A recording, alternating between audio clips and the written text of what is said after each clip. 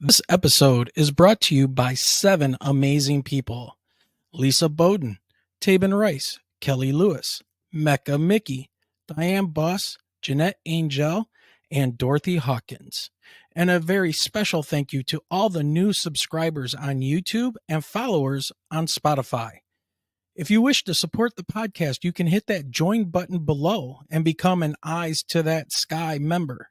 Or if you want to join our Patreon or provide other support, the links are below in the show description. But now, let's get on with the show.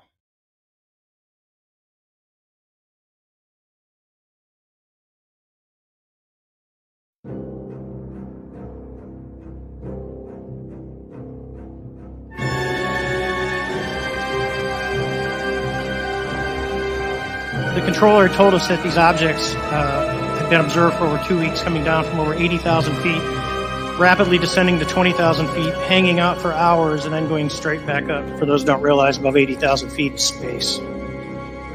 Is there a correlation between any of the characteristics of these UAPs, UFOs?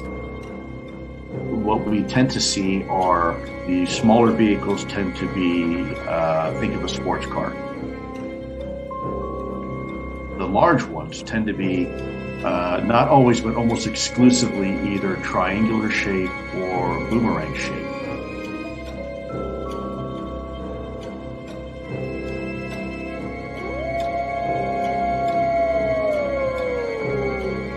Werewolves? I see dead people walking around like regular people. They don't see each other. They only see what they want to see. They don't know they're dead.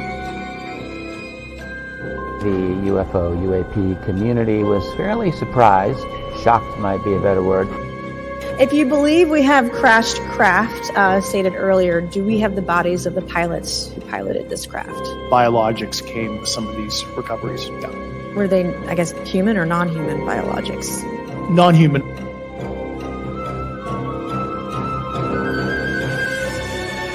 Do you think there is life on other planets?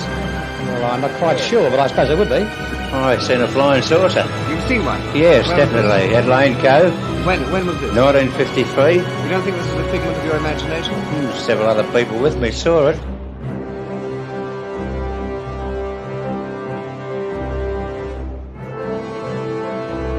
I'm not believing that. Oh, let's stay with me. The power of Christ compels you. The power of Christ compels you.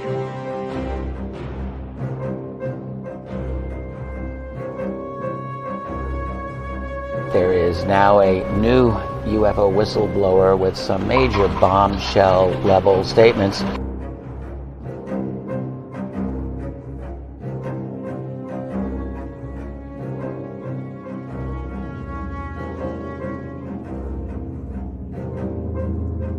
There is very compelling evidence that we may not be alone.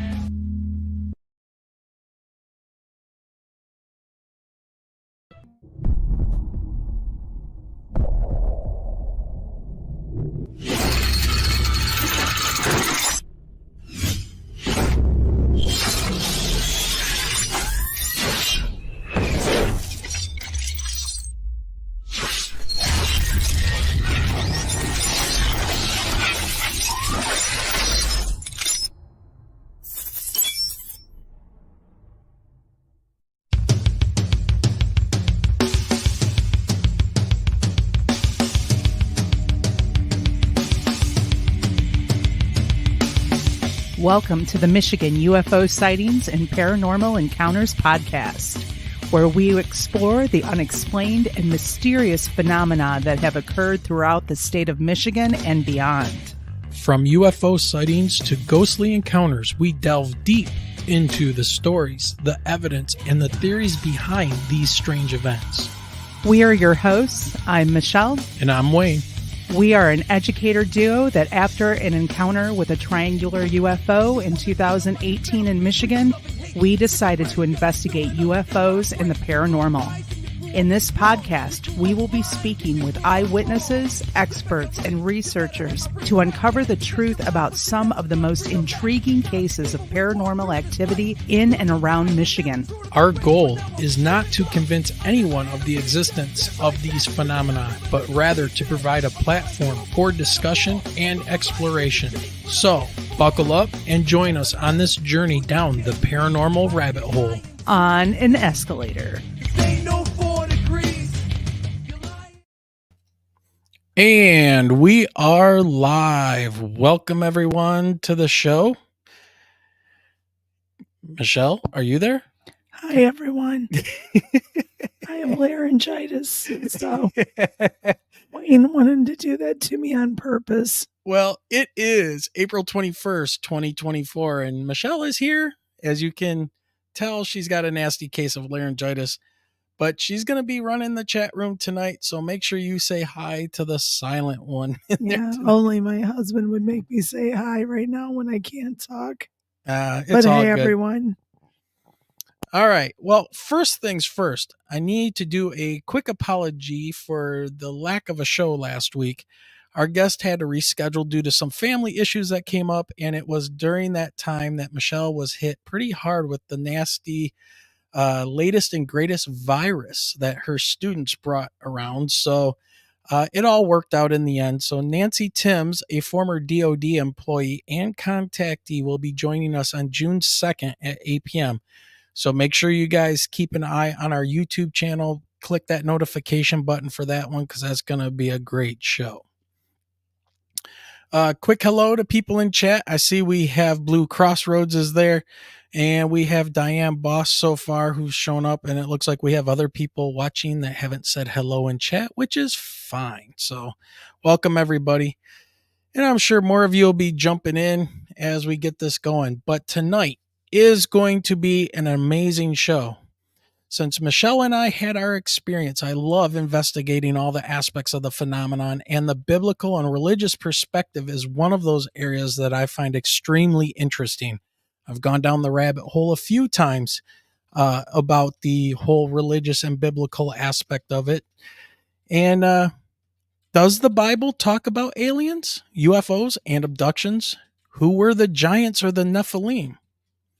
Are we in the days of Noah and the end times? Did someone find evidence of aliens in Antarctica or an ancient angelic civilization where Samayaza or Lucifer ruled his kingdom on earth? Is all of this a grand deception done by the adversary of humanity and God, the Shaitan or Satan, the fallen angels, aka sons of God, or the Watchers? So this is going to be an intense show. Trigger warning. If you're one of those people that don't like looking into the spiritual for a explanation, this one may drive you a little crazy because we're going to dig into this because I'm very interested in this approach, especially in light of the recent, Tucker Carlson on Joe Rogan's show, where Carlson says that all this stuff is real, but it's spiritual in nature. So very strange that came out just recently in my feed, and I'm checking that out. But okay, let's get straight on these matters and all that and more. So we have the author of the following books with us tonight. Christian Ufology, I think it's Strong Delusion. Did I get that right? I think it is. The Strong Delusion, Aliens in the Bible, and Aliens and the Antichrist. And that author is John Milor. John. Yep. Hey, welcome. Thank you for joining us. Thank you very much for having me on your show. Absolutely. So just a little bit about John, and he can dig into this a little bit more and tell us some more about himself. But John is a retired United States Air Force Chief Master Sergeant, where he was a cyber operations chief, a cybersecurity analyst. He's an author and a screenwriter and a researcher of UFOs and the paranormal for over 30 years. So again, John, thank you for joining us tonight. Thank you very much. And like why you said, I ended up in the Air National Guard, finished my career as a chief. I started out in the infantry in the active duty army with you, so I thought it was really interesting. You said we're actually could have bumped into each other literally at basic training. Yeah, we were down. Come to find out, I'm watching a video that John put up on his YouTube channel, which, by the way, you can find links to all of his stuff in the show description below. But I'm watching this video about a encounter you had while you were in Panama with a certain corporal. Yeah. Yeah. Corporal, yeah. Yeah, and there's always a Corporal Stinger somewhere who likes to bust your chops every chance he gets, especially once they find something weird about you. They just don't let it go. They're like dogs with a bone. But you were talking about your experience, and at the beginning of your video, you flash a picture of your basic training at Fort Benning, and I'm like, holy crap, that's the same time you were just in a different infantry regiment and brigade, and I was 2nd Battalion, 58th Infantry Regiment, around pretty much the same time as you, learning how to be a knuckle dragger. So, yeah. Yep. Getting our initial indoctrination there at Fort Benning and the jungly, swampy terrain there, and just having a lot of fun. Swamp gas. Yep. Every morning, especially in the summer. Yeah. Hey, well, why don't you? My corporal, by the way, was from Michigan. He was a truck driver from Michigan. Of course. It's always somebody from Michigan. And funny enough, one of my drill sergeants, he was actually from Detroit. So he would just kill me every chance he could get, and then he would pull me in the back office and sit down and talk with me and act all cool and everything. And then when it was time to get out into the barracks and go out into the field and train and stuff, it was like, yelling and screaming. So it was, one of those things. Mm-hmm. But why don't you tell us a little bit more about your background? You have an extensive background, but if you want to tell us a little bit more about how you got started in this whole UFO paranormal investigations and how that crossed over into your religious beliefs and your books and everything. Okay, so I had different influences in my life from when I was a little kid. My mother was like a hippie, and she and my dad divorced when I was a baby, so I was raised primarily by my mother. And in her home, we kind of, all things were fair game as far as being interested in exploring the unknown. We used to watch In Search of with Leonard Nimoy and Star Trek, so I knew Star Trek from, when I was a toddler. And then of course my sister was all into ghosts, and she had all these paranormal experiences, and those kind of bled over to me. So growing up, I had experienced a lot of paranormal things, and then of course anybody I think who really starts investigating and digging into it, they start experiencing stuff. Mainly because if you're looking, you will find. So the seek and you will find philosophy applies to anything, honestly. And if you're looking for the unknown, and if you're kind of peeking around corners and looking backstage to reality itself, you will catch glimpses of it. So I had this propensity myself when I was a little kid. My mom kind of fed into it. So she was kind of like encouraged that curiosity. That just kind of went with her personality. So she bought a prescription a Reader's Digest prescription for Mysteries of the Unknown. It was a 24-volume set, and so when those would come in the mail, I would just grab that book and read it cover to cover and just absorb it. And I had all of these paranormal concepts and stuff in my head from an early age. 5-6 years old, I'm reading books about psychometry and past life regression and hypnosis and different different types of ghosts. There's residual haunting, there's fully conscious haunting, and the Philip experiment and astral projection and all of these things, right? So I loved it all to just fall into this stuff. And then later, as I got older, I bought my own books and I was reading these things on my own. And at the same time, where that was my primary influence, because I live with my mom and my sister and my brother. My mom at a young age would take me and my brother over to my great-grandparents to be watched sometimes. And they were fervent Christians, very firm, solid believers in the Lord, Pentecostal, Bible Belt, from the plains of Kentucky from the early days, turn of the century. My great-grandmother married my great-grandfather, evangelist, and traveled the United States. They did the big tent revivals. Yep. But she was on the mystical side in terms of having experiences herself. Michelle just asked if she was possibly related to you, because her family is from Kentucky, and what is their religion? They're apostolics. Apostolic. Okay. Yeah. So Yep. quite possibly. So my great grandmother had been saved by an angel before. That was one of her stories. So let me give a little presentation here. I can share my screen. All right. So let's see if you're seeing it yet. Are you seeing that? Yeah. All right. So this is about how old I was. This is my great grandmother's house, and I was over at her house one evening when it was something going on, like what do you call it, Thanksgiving or Christmas. We were warming up to it, and a lot of family was there, and folks are generally used to listening to grandma talk about spiritual things. So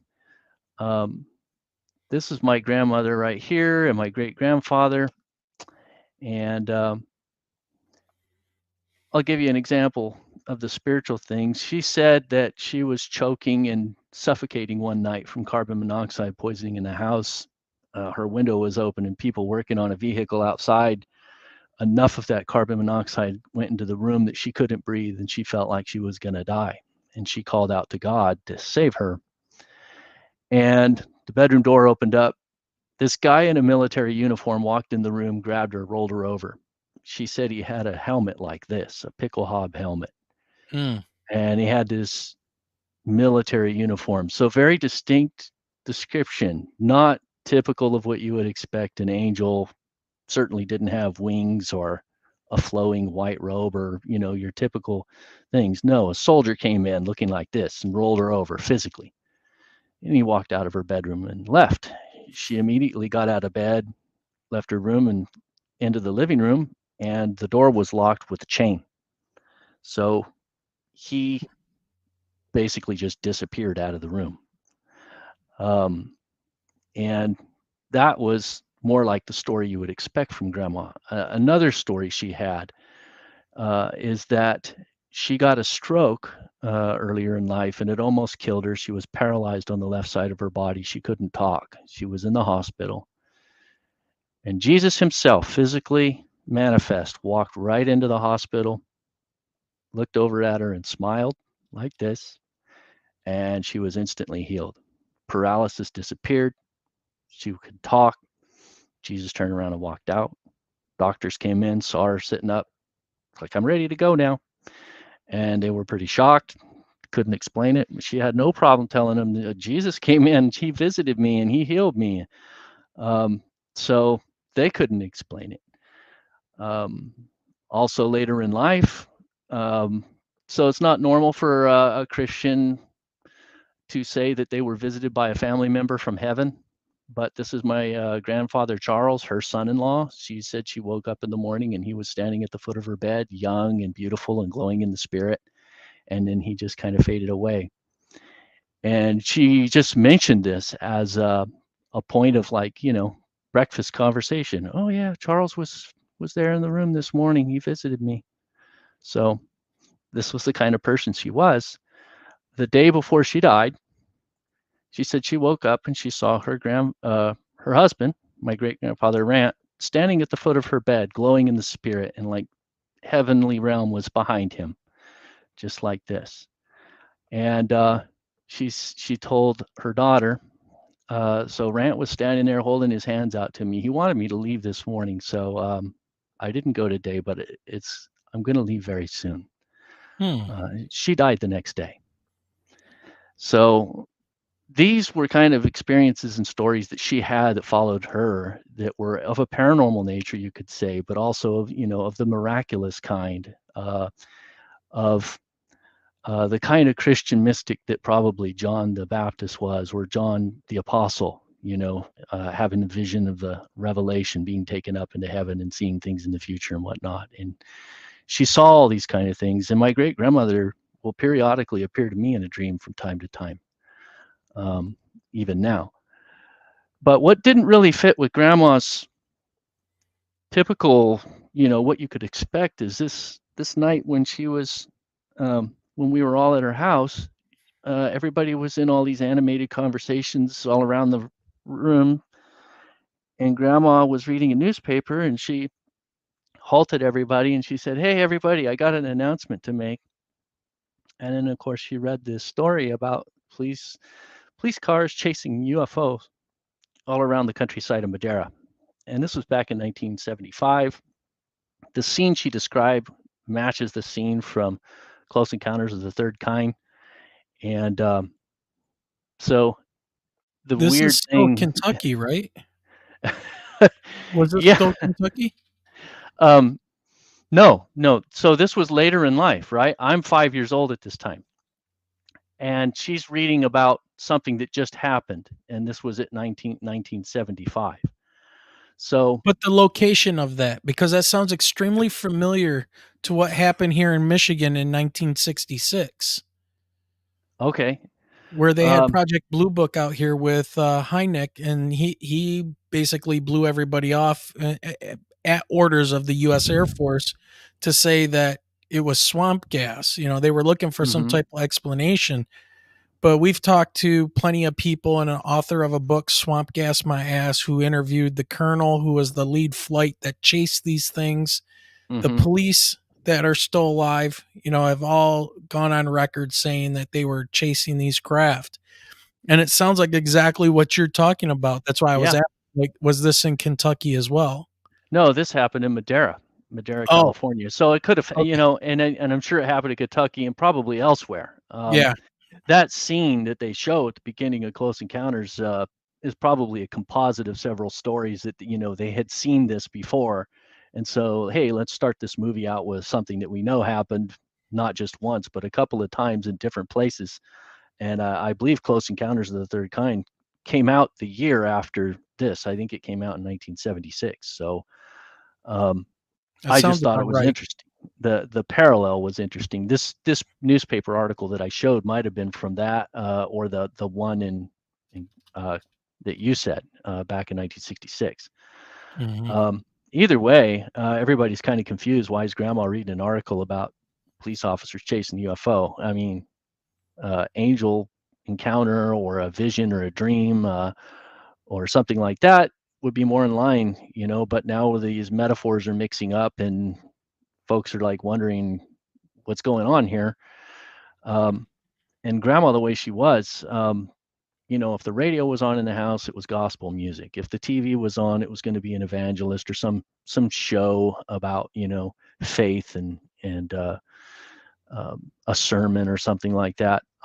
Everything about her life and everything she did was completely immersed in ministry. So this was completely this offshoot that was a wild tangent. And after she reads this article, she drops the newspaper and she says, "When I was a little girl, I saw a UFO." And she recounts the story of her and her sister that they were on the plains of Kentucky back during the turn of the century. Neither of them had ever even seen a vehicle before. They didn't have any frame of reference for what they saw. And this UFO, cigar-shaped, she said it looked like seamless aluminum, very shiny and silvery color, and was just hovering along silently above the plains of Kentucky and passed right in front of them. It had like a transparent bubble on top, and they even saw its occupant, and he turned his head and looked at him as he flew by. Wow. So they were like, what is that? Completely shocked. They ran home. They told their mother, and she told them, don't ever tell anybody anything about this ever again. Put it out of your mind. It didn't happen. And I don't know what her reasoning was for that. It could have been just like, we don't want any ridicule or anybody making fun of us, or I don't know. It doesn't make a lot of sense to me, because the way my mom raised me was like, you open your mouth, you say what you saw, and let the chips fall where they're going to fall. And of course, the kind of person I am, that's what I've done, and the way I live my life. And I kind of get it, because I've caught in some flack over the years. But for me, I think it's better to catch the flack and get it off your chest. I see the horror movies, right, where all these paranormal things are happening all the time to the people, and they never tell each other what's going on. And that's just the stupidest thing. I would be the first one to say, I saw a ghost, that there was a ghost, or, you know what, I could have swore I put this over here and then it showed up over there. Whatever the weird things are that are going on, I tend to not filter them out. Instead, I put a little red flag up there and I say, okay, it's possible there could be a natural explanation for this. However, this was odd. So note to self, keep an eye out at this place, or when dealing with this person, or whatever the case is. And then when I start to see a trend, then it's like, okay, there's something going on here. And that's the way I've always been. But my great grandmother, her and her sister, they just did what they were told. And then her sister died a couple years later. And so she kept that to herself for many years. And then there she is, 70 years later, reading a newspaper article, and like all of this comes back, and she's like, wait a minute. There is something real here. And then she sums her story up by saying, I don't care what people think, these things are real. And everybody's like, wow, okay, interesting, cool. And they kind of went back into their business and talking and stuff, but she got it off her chest. And, I have all these question marks floating over my forehead and above my head. And I'm hitting my mom up with 50,000 questions on the way home, what was that? And she's like, well, Star Trek, right? It's probably more like that than most people think. So I grew up thinking, Grandma's reality, there's some truth there. And the ET reality, there's truth there. They both make sense to me. I believe that God is love, and that everything that Grandma said about Jesus and the gospel and the stories that we read when we were at a house, we read about David and Goliath and all that. And I'm like, okay, yeah, I kind of get it. But I was more on the New Age side growing up, because I didn't go to church or anything like that. So I just sort of read the Bible as sort of like, interesting, right? And it's probably got some real stuff in here. And there really is a place called heaven. There is life after death. I believe there's a spirit. Some of the basic concepts I just basically accepted. But to actually read the Bible cover to cover, and then to accept the things that it tells you at face value, that's something that just didn't cross my mind. I would pick things out and, and like, oh, okay, this looks like this and this looks like that. But just never really gave it any serious thought. And then years later, as I was getting into the paranormal, I read all these books and stuff, and then I started experimenting in the paranormal and getting deeper and deeper into it. And then I joined the Army at 21 years old. And then I had the granddaddy of all paranormal experiences myself when I was in Panama, that I saw this glowing ball of light flashing on and off in the jungle of Panama. And that's where my team leader was there, the corporal, who was from Michigan. And of course, in the Army, I was an oddball because you're usually supposed to keep your cards close to the vest when you're a knuckle dragger. If you have these intellectual, heady thoughts about life in outer space, or conundrums about the existential point of your existence, then you're an oddball, because you're thinking too much. You bother me. You're an idiot. You're a nerd. You're whatever label. We don't have time for things like that. Let's mock the hell out of you now until you shut up, right? And I really caught a lot of flack. It was the first week of joining my unit that we went out on our first land navigation exercise at Fort Ord, and we were supposed to go out with a compass, do our pace count, find all of these targets out in the woods there, and then come back. And my team leader, he knew all the targets. He memorized them. So they had these codes written on these signs at these certain grid points, GPS coordinates. And he didn't feel like doing the 4-hour hike all over the place. He's like kind of lazy. And he's like, well, you guys are with me, so you're going to do what I say. We're going to go under that tree over there and just camp out for about 2 hours and then go turn our sheet in. I'm a newbie. I'm not going to rock the boat and say, dude, I would rather hike around and do the land nav, which I would have rather, I just like walking in the woods, but he didn't. So I kept my mouth shut and we went and hid out under this trees, and I'm looking around thinking, this is like a camping trip, this is, nice out here. And birds are singing and flowers and trees and stuff. And so it's a lot like camping. We don't have a campfire, but we're all here. Everybody's just chewing the fat. I figured the only thing we're missing is a ghost story. So I made the mistake of asking the corporal if he'd ever seen a ghost. And everybody started laughing like that was the funniest joke they had ever heard in their life. And I'm like, there's no joke to it. It's a question. I always get interesting stories out of people when I ask them, what's the most unusual thing that's ever happened to you in your life of a paranormal type of nature? Almost everybody's got stories, even though they don't want to admit it. And sometimes some of the people that are the most emphatic have the most unusual, outlandish stories. And it makes you scratch your head like, okay, you had this happen to you. And yet, my dad, for example, he'd seen the ghost of his grandfather. So I heard him like mocking and laughing and making fun of, when you're dead, you're 6 feet under. People who believe in heaven, it's a total cop out, blah, blah, blah, right? Pagan and proud of it. By the way, I saw the ghost of my dead grandfather. Had this story that he stayed the night at his grandmother's house, woke up in the middle of the night, saw this old man sitting in a chair, just like, who's that old guy? Rolled over, went back to sleep. Next day, he's looking at some pictures in a photo album and says, Grandma, I saw this guy last night sitting in the chair. Oh, that's your grandfather. Really? I thought he's dead. He was. He died 10 years ago. But yeah, he shows up every now and then. So Dad had this story, right? And it's like, Dad.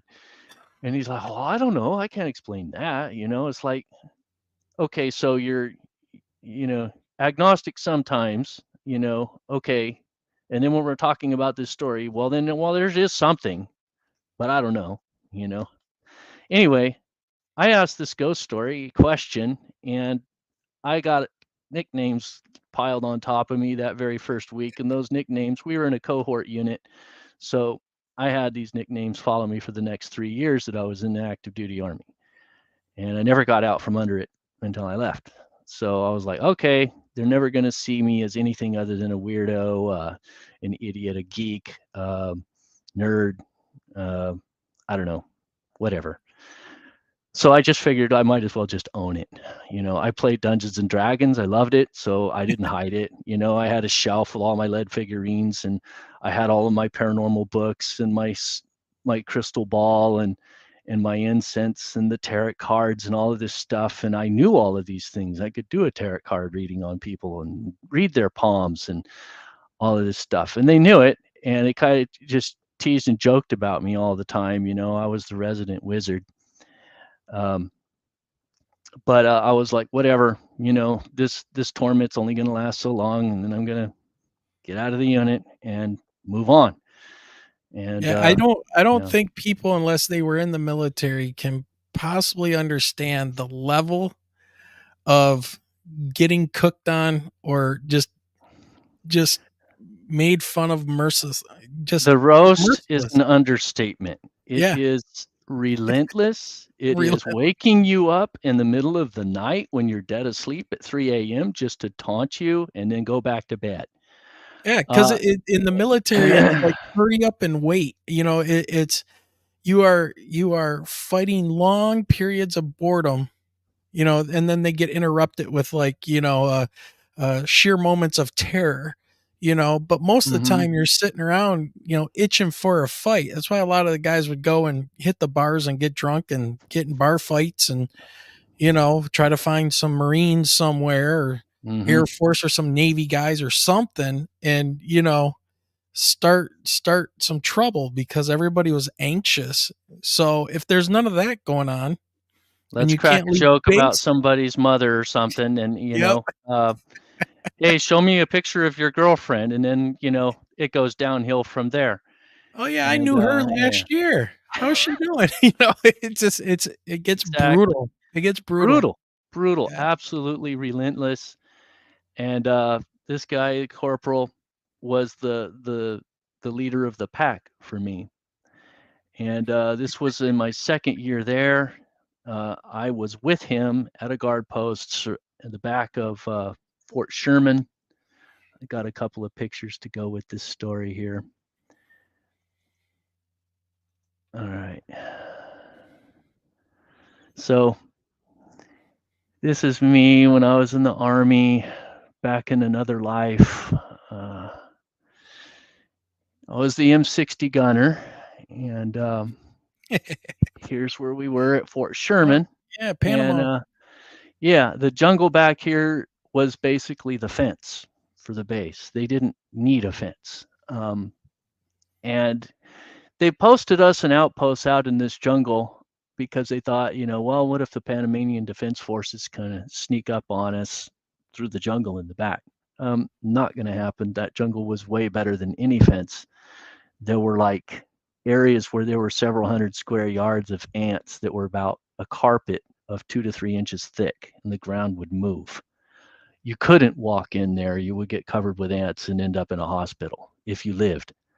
Bugs in that jungle were unbelievable. Snakes, panthers, pythons, everything. That place is deadly. Everything, even the plants want to sting you.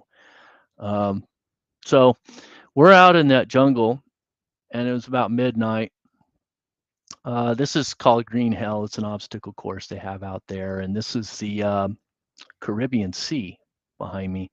So they thought that maybe the Panamanian Defense Forces could come up in the Caribbean Sea, climb that huge cliff that you just saw there, and go through the jungle to get to the base.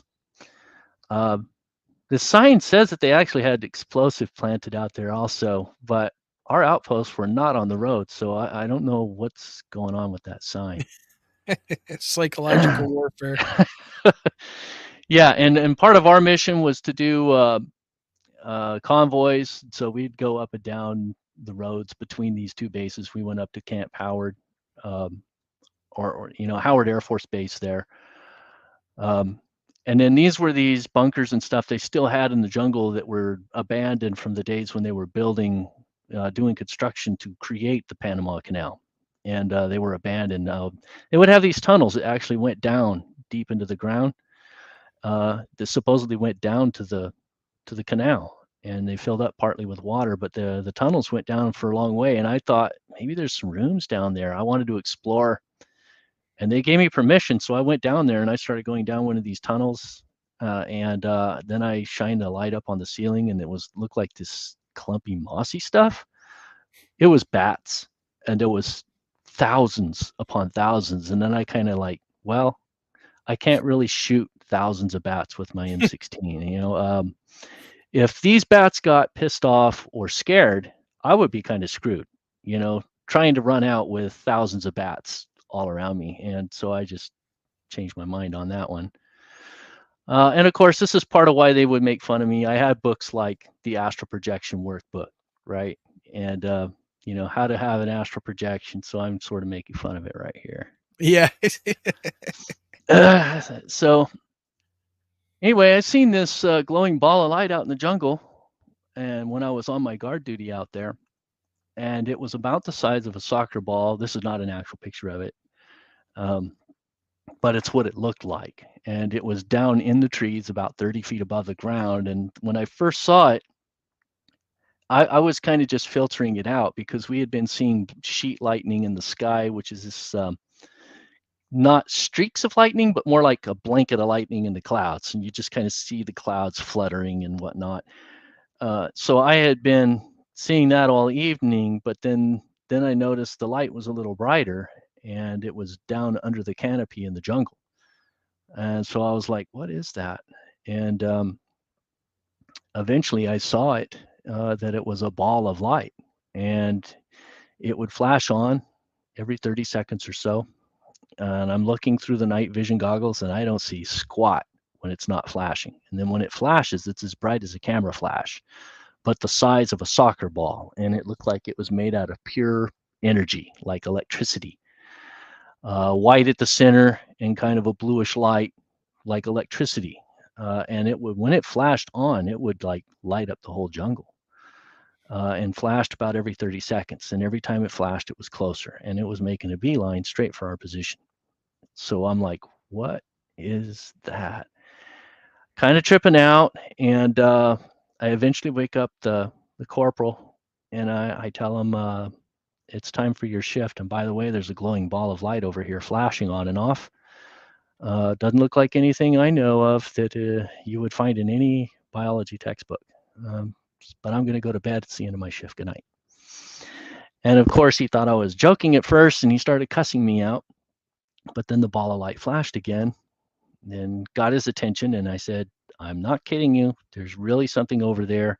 It's not ball lightning. It's not swamp gas. I know a lot about this kind of unusual stuff, and there is nothing I know of, either in physics or in biology, that can account for that. And he's like, oh, maybe that's a laser from the aircraft carrier out in the Gulf. And I said, yeah, right. No, laser requires a straight line of sight. This is down hovering around under the treetops in the jungle. This is an independent thing. I can't see it with a night vision. I had the AMPVS 7 vision, night vision goggles, and I'm looking through those, and I don't see anything at all when it's not flashing on. I didn't hear it. It was completely silent. So I assessed that this was transdimensional, whatever it was. It had the ability to be here when it flashed on, and when it wasn't flashing on, it's like it kind of wasn't here. It could be invisible and move around. This thing came straight up to our position, and it stopped about 30 feet away and about 30 feet up in the trees, and it stayed in the same spot, flashing on about every 30 seconds. Kind of like it arrived, and then now it was checking us out. That's how it was behaving. And I was completely fascinated. I was wearing my M60 at the time, a belt of 750 rounds of ammo, and I came to the conclusion that if this thing was electricity, it might be attracted to that. So I didn't want to be wearing anything that would attract it and possibly kill me. So I disarmed myself, and team leader was getting really upset with me. And I'm reasoning with him, look, this thing isn't behaving normal. I mean, it is electrical in nature, so I don't want to get electrocuted. That's why I had to take this off. But look at the radio here with all these lithium batteries and a 6-foot whip antenna. If this was really acting like ball lightning, it would hit that. And it's not doing anything. Instead, it's staying there like it's checking us out. It came straight here and it stopped. That is an indication of intelligence. So I'm going to talk to it. And he's like, the hell you're going to talk to it? And I'm like, nope, I can't pass this opportunity up. So, first contact, I'm like, I'm a big fan of Captain James T. Kirk. So I'm like, who would pass up the opportunity for first contact? Come on. So I go out there in the clearing and I introduce myself. I say, you see that I disarm myself. I come in peace. We're here not because of you. It's totally different why we're here. We mean you no harm. I know we're in your area, the jungle out here, but I just want to let you know that I come in here in peace, and I just want to know more about you, could you possibly reveal yourself to me? Right. And it stopped flashing every 30 seconds, kind of like it's chewing on what I said. And I'm like, uh-oh. And then I had this feeling come over me, like I could actually feel it. So it was that sense of being watched, greatly amplified, to the point that I could literally feel its presence. I could point to exactly where it was at. And I felt it. And that was its communication. It was letting me know I am here, exactly right here. I'm alive, and this is me, basically.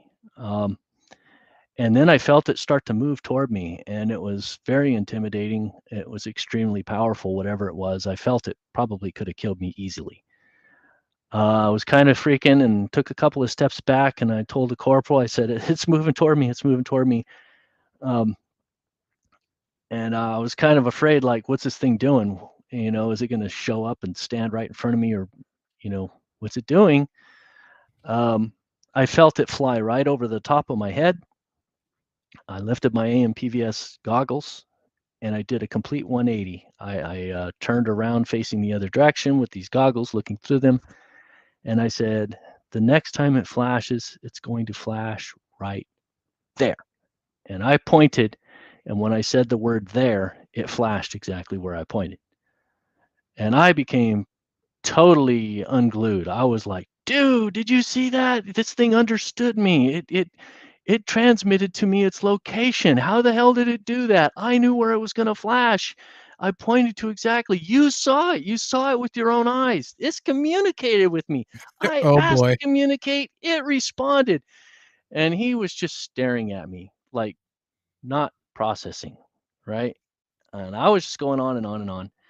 The thing continued to flash on and off, and it did a complete 360 around our perimeter. And then it went down the road, down into deeper into the jungle. The road changed it to a path and then just kind of fizzled out. They had two other positions deeper down into the jungle, and it went to each one and did a circle around each one and then went back off into the jungle.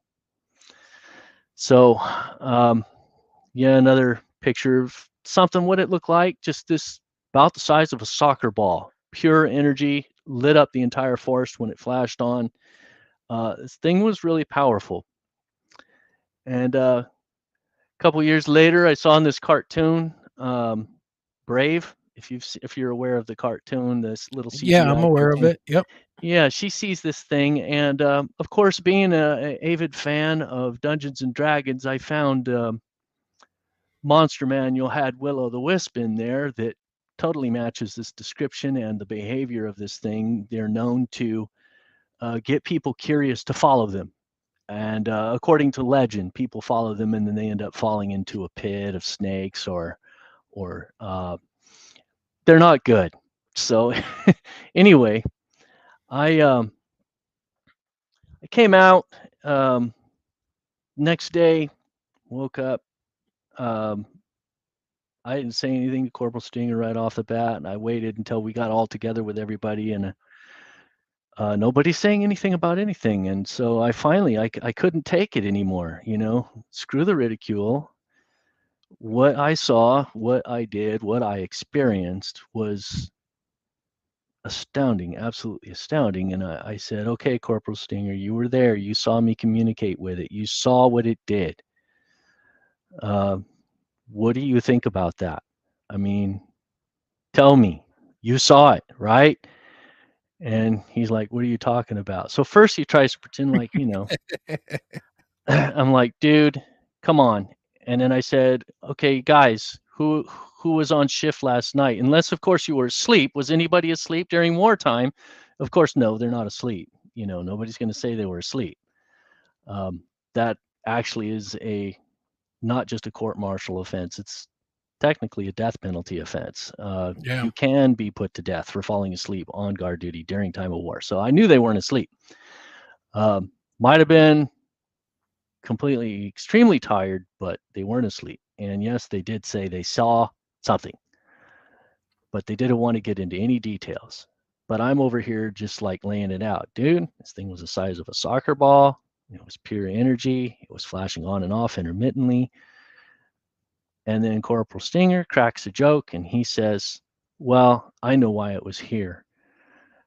And so I'm like, oh, you do?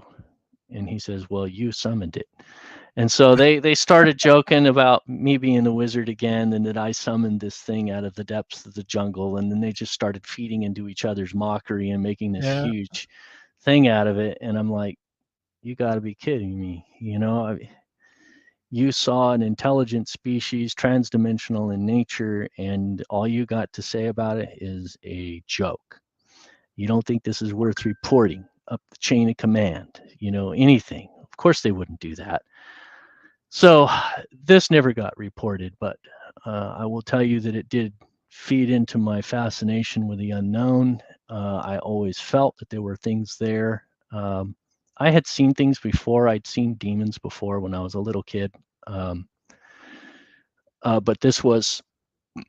was on guard duty on this occasion and fully awake. I didn't, Right. The demons that I saw when I was a kid, I was awake for that as well. And I saw them all night.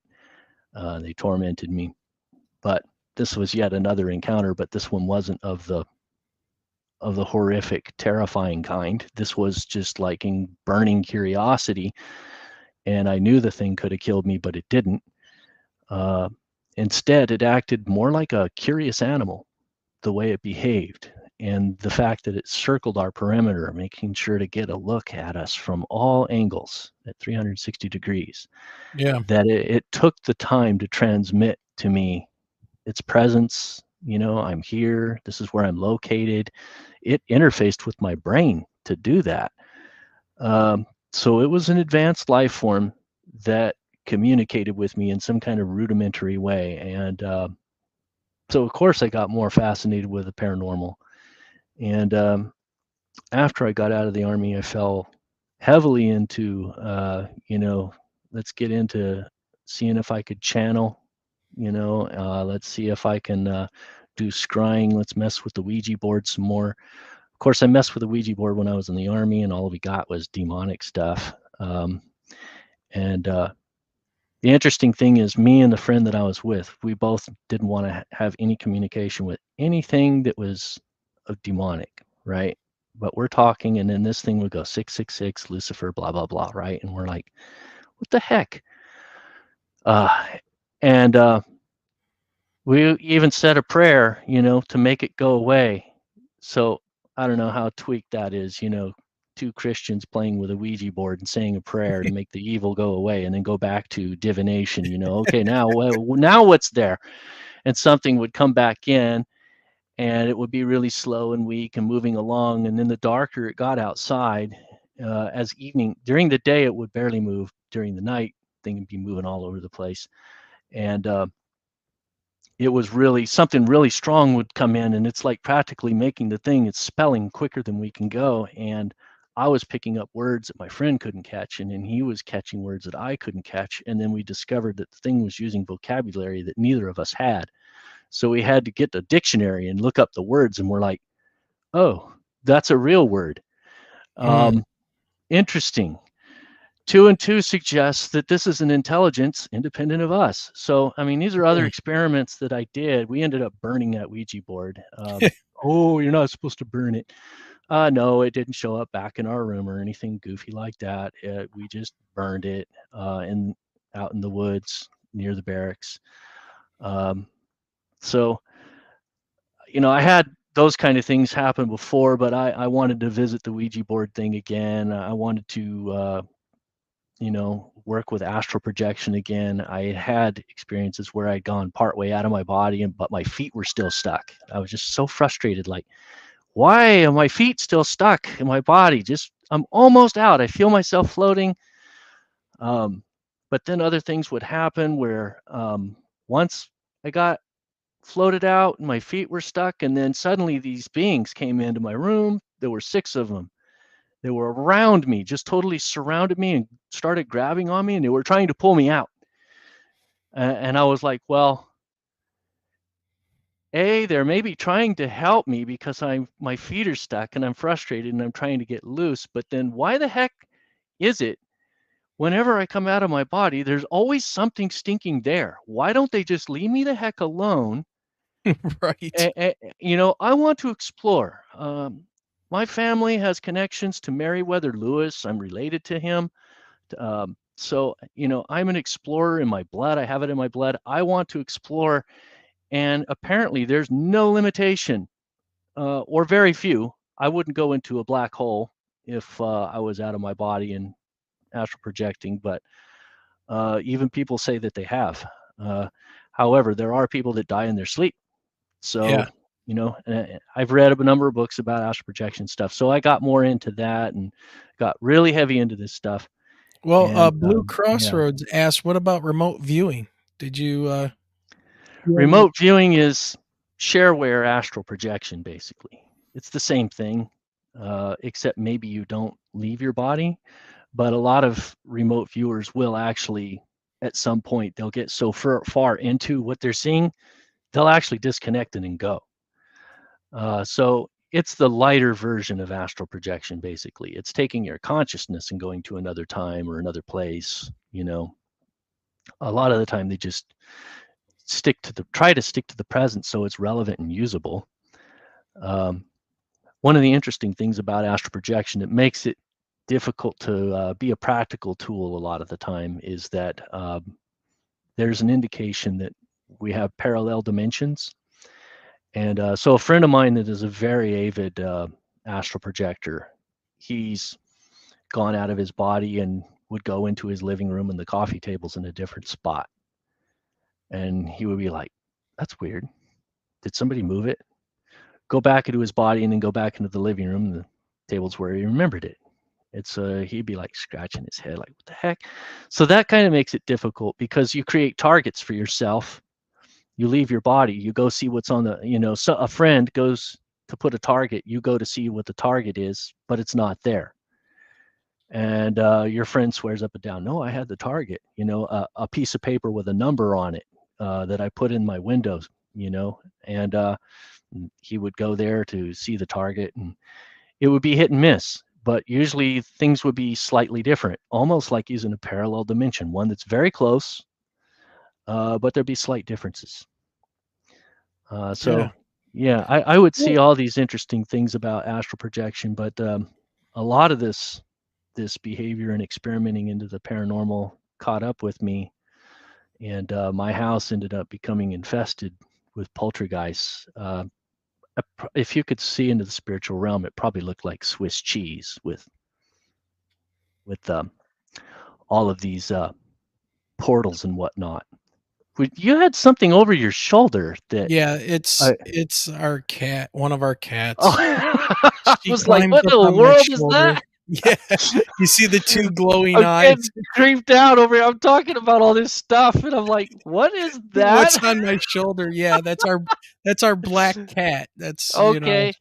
Yeah, he had to make a presence, Yeah. oh, he's talking about things creeping around in the dark. Let me poke my head up over the, she's our little perfect movie timing. star. Yeah, she wants Perfect to make an timing. entrance in movies. She'll jump over here next to me on a little table right here, and she'll bite the back of my shirt to get my attention.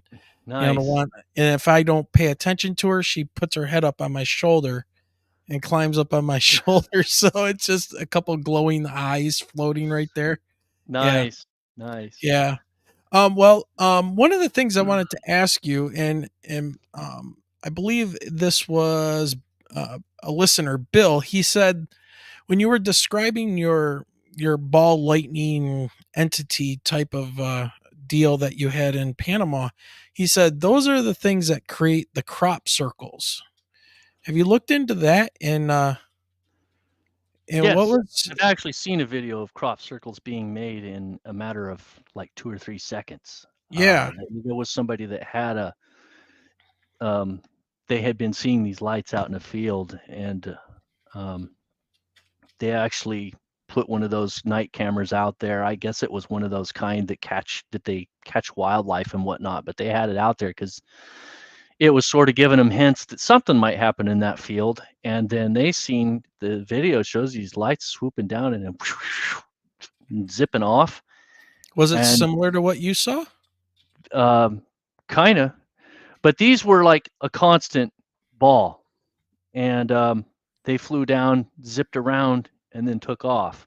Mine was just this. It's there, flashing. instant flash, right? And it's the size of a soccer ball. And then when it's not flashing, it's still there, but it's not. And it can move around like transdimensionally.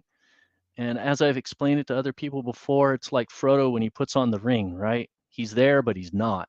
And Right. to a person, he just disappeared. You could wave your arm through him and whatnot, but he would be like there and seeing you, but shifted, dimensionally shifted.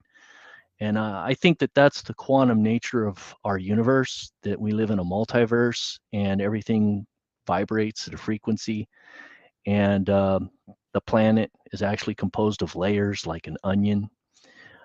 Inner layers are lower in glory. Hell is described as in the heart of the earth, according to the Bible. So the Bible actually describes this multidimensional structure of our universe and our reality. But our physics are catching up. Quantum physics talks about 11 dimensions, M theory. This is the updated version of string theory. So, mathematically, we can prove it. We know that there's more energy than what we see with the light that we're seeing out there. So where's this energy going? So they have explanations, dark matter, whatever. But the prevailing theories are that there's multiple dimensions. So we have a multi-dimensional reality. And this is what I understand the Bible is talking about when it talks about, in the beginning, God created the heavens and the earth. Earth is the world we know. That's what we live in. Heavens is big. It's not only the 70 septillion stars that are out there, solar systems with planets around them and whatnot, vast beyond comprehension. But it's also the fact that this universe with all of those stars are multidimensional constructs. Every planet, every star exists within multiple dimensions. And Earth is described as having hell in the center, and then we're here in this creative reality where we can reproduce and have life. But down in hell, I don't know if they can reproduce down in hell. I kind of don't think so. I think things that die here on the upper levels end up drifting down into the lower levels, and that's how those lower dimensions get populated.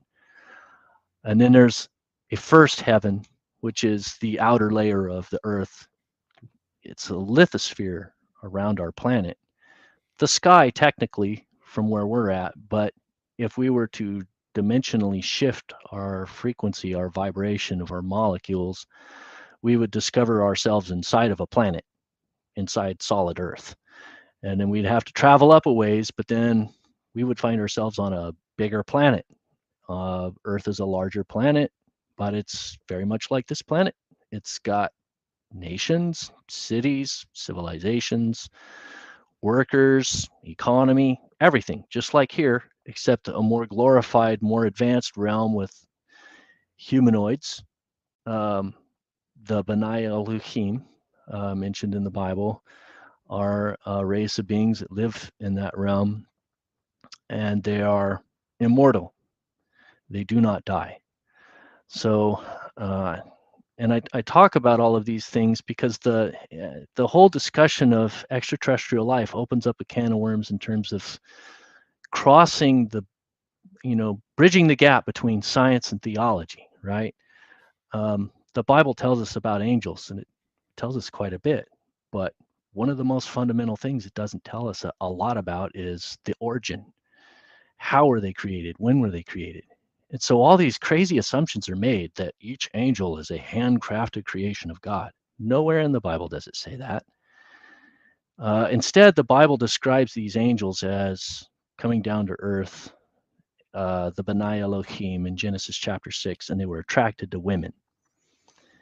And yep, I've got a big question for you about that.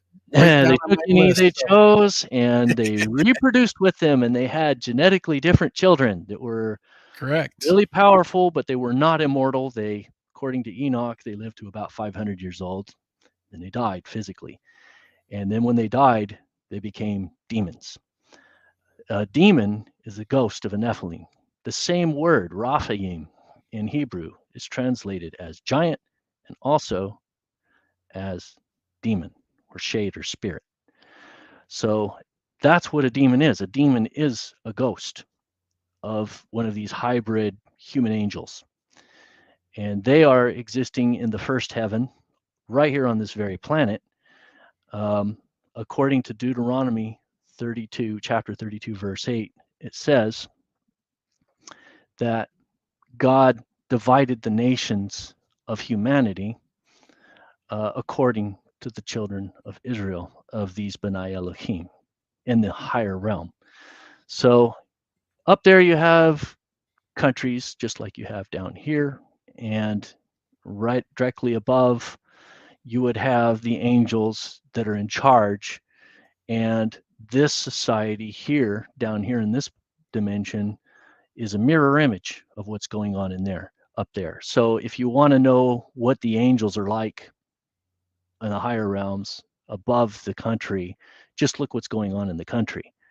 When you have countries that are locked down, they have human rights violations like flagrantly. You got the police state, you got all kinds of oppression and whatnot. Those are run by fallen angels that are in charge in their higher dimension that are just horrifically bad. And it's a reflection of their oversight, their governance and authority over that country. America, we're kind of in the middle, I guess. You know, we got bad stuff going on here, but it's not officially sanctioned and out in the open and whatnot. So we have what, I don't know, you could say a deep state or whatever. We got CIA doing crooked things, and you know, there's always been these factions within our government doing crooked things, but it's not like officially endorsed. We are one of the freest nations in the world still. So I would say that we have good leadership in the angelic realms above this country. Plus, Christianity is greatly diminishing in this country, but also I would say that we do have a lot of truth here, and we have the freedom to be able to talk openly. You go to a lot of other countries around the world, oh, you're a Christian? Okay, you're dead. You don't go announcing to people that you believe in some countries, or you're dead.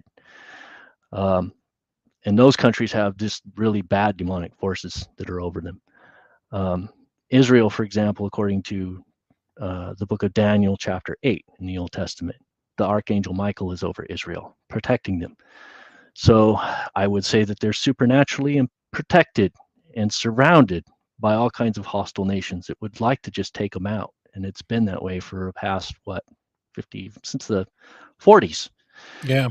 So, you know, the dynamics of what goes on here in this world is a reflection of the dynamics of the first heaven. And of course, Satan, as above, so below. Yes, Satan is the god of this world. He's the prince of the power of the air, according to the book of Ephesians. So he has an enormous amount of authority over the planet. He obviously doesn't have complete control. As for why he hasn't broken into this earth, down into this dimension, and completely engulfed it and taken over, I mean, I believe he has tried many times. You see all of these Roman emperors and stuff early on. A lot of what you see in the book of Revelation came from what they were doing back then. They had their version of a mark of the beast. They had their version of a lot of the things you see in Revelation. Nero, psychopath, you know, Domitian, psychopaths, just all this whole line of psychopaths that had so much authority. If somebody sneezed at the wrong ceremony, you're dead. And then we have other people in more modern times. Of course, you have Antiochus Epiphanes, and then working up through history, you end up with people like Hitler.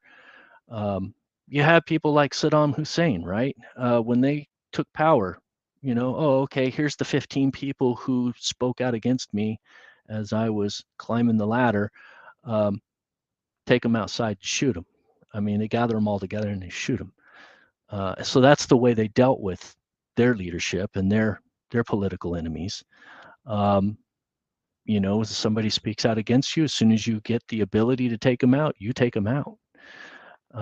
And these are like types of antichrists that have been rising up through the years, and we're going to be seeing more of that in the future.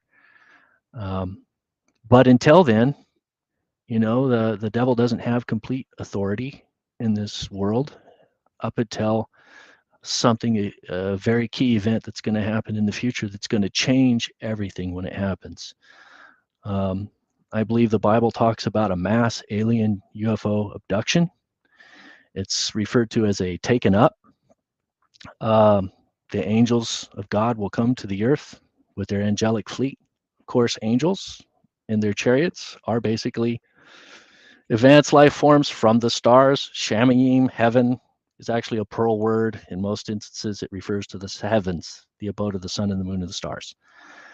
All these phrases in the Bible that talk about the hosts of heaven, those phrases are literally life forms in outer space. When it The refers to sons of angels, God, right? yes. When it refers to angels, that's a specific form of life that's immortal. Yeah. So I have actually in my book categories of life, that, okay, so there's mortals and there's immortals. If they're immortal, they know who God is. They don't always want to agree with that. They may not like who God is. They may want to contest who he is. In fact, all the fallen angels to a certain extent contest who God is and his authority and his worthiness to do what he does and to be who he is. He as creator is very adamant all throughout the Bible. If you're going to get anything out of reading the Bible, it's the phrase, I am the Lord. He says it all throughout the Old Testament. And just constantly reminding people, look, I am the creator. I created you. I created everything. I'm the Lord. But you have this constant clash of these angelic beings, all going back to the father of lies, Satan, who convinced them that God, his ways are not just. The things that he does are just not right. And he has all kinds of different reasoning behind it. But honestly, it's hypocritical because he's mad at God for not being more of a control freak. That's one of his beefs. Well, who do you think's more of a control freak, God or Satan? Satan's the legalist, So a lot of what we see in the alien agendas and stuff like that, you can kind of just go back and look at what category they are. If they're promoting an agenda trying to extract God from the Bible and say the ETs created humanity, they're trying to replace God. That's their deal. They've always been trying to do that. They wanted to be worshipped in the Old Testament. In those days, they were worshipped all over the world. All of these ancient pantheons of gods, those were these otherworldly beings and their demonic children accepting worship as gods. And then people also followed their example, wanting to be worshipped as gods as well. Well, one of the arguments I always hear, and I'm bouncing around here since you're taking off with this, which is awesome. One of the arguments I always hear about belief in God or the Bible or any of the biblical stories and things like that is that, well, God was having people murdered and he was saying kill their kids and stuff, but wasn't this a reflection of the times that he was that he, as in God or Yahweh, was telling the tribes that followed his teaching to wipe out these falling angels that were in positions of control over these other, the Canaanites and the serpent worshipers and all this, and he just wanted them completely wiped out because it was spiritual warfare. Am I correct in this? This is true. What God had the Israelites do, and I'll be honest, that's one of the harder parts of Scripture to me to read and wrap It's my a head war around. story. Yeah, because it's talking about this warfare in terms of like a complete quarantine, right? A complete eradication. You leave one little trace of that, it'll sprout legs, tendrils, and it'll get corrupt all over again. Case in point, days of Noah, the entire planet was corrupted, wiped out the whole planet, started over again, And already by Genesis chapter 11, the planet's already starting to get infected again. So these beings, because the things that happened that caused the destruction of the planet continued up pretty much right after. It started all over again, and not all the giants or the Nephilim, which we can talk about in a little bit, were wiped out, and their spirits still remained. So the demons are still here. Yeah. Yeah. Mhm. And they possess people. If you murder someone, for example, the life is in the blood. That creates a curse in the ground. Curses are known for opening portals. So, some of these things I extract from other teachings and whatnot, and, experimentation and things like that. So, but you find parallels and connections in the Bible where these things happen. There literally is a haunting in the Old Testament when Cain killed his brother Abel. Abel's blood cried up from the ground. God heard it, and it served as a beacon of injustice. And that's what that's a common type of haunting where somebody is killed. There was never any justice. No one was ever brought to justice. And so there's this beacon there that's like crying out for truth and to make it right. And I think that's part of why God allows those kind of hauntings to happen, because he wants the truth to come out too. If blood is unjustly spilt, he wants justice. And then if you have justice, then you can end that curse. In Hebrews 11, it reiterates that really was a ghost in Abel's blood crying from the ground, because it said, by faith, Abel's blood cried out from the ground beyond the grave. So we know those things are real based on that. And then it's just a matter of, connecting the dots and finding out how they're real, but more importantly, why, and what to do about it, because, and that's what one of the ways that I'm a little different is because I want to focus on the why. I want to focus on the why to everything. Why are these angels coming here?